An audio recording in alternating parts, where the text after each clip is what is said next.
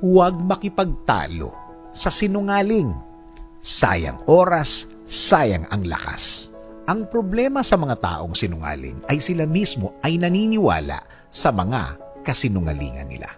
Sila mismo ay naniniwala na ang sinasabi nila sa sarili nila ay totoo. Nature na nila ang pagsisinungaling. Sanay na sila dyan. Patong-patong na ang mga sinasabi nila.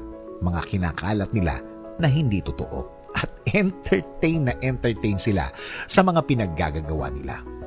Para silang bumubuo ng kwento na sila mismo ang nanonood at unang-una napapalakpak. Sanay silang magdugtong-dugtong ng mga kwento, mga istorya. Magugulat ka dahil totoo naman ang ibang parts doon. Yes, may mga facts na kasama, pero hinahaluan nila ng mga fake information. Para nga naman totoong-totoo kapag narinig mo. Again, huwag makikipagtalo. Huwag makikipaglaban sa mga taong sinungaling. Kasi sanay silang kinukumpronta sila sa mga ikinakalat nilang fake news. At isa pa, sila na nga itong nagkalat ng mali. Sila pa itong galit. Isa pa, type nila yung mga scenes na parang inaaway mo sila.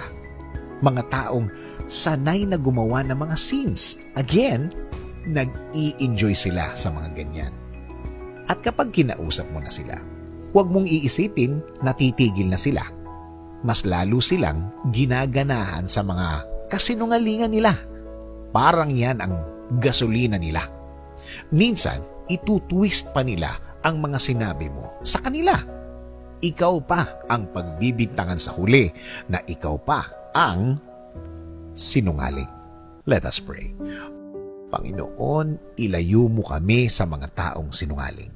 Ilayo mo kami sa mga taong walang alam kundi ang magkalat na mga kwentong gawa-gawa nila.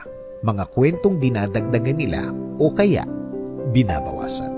Turuan mo ang aming mga puso para palagpasin ang mga taong ito. Alam namin, Lord, na kapag pinatulan namin ang mga taong ito, wala ding saysay ang mga magagamit naming oras sa pagpatol.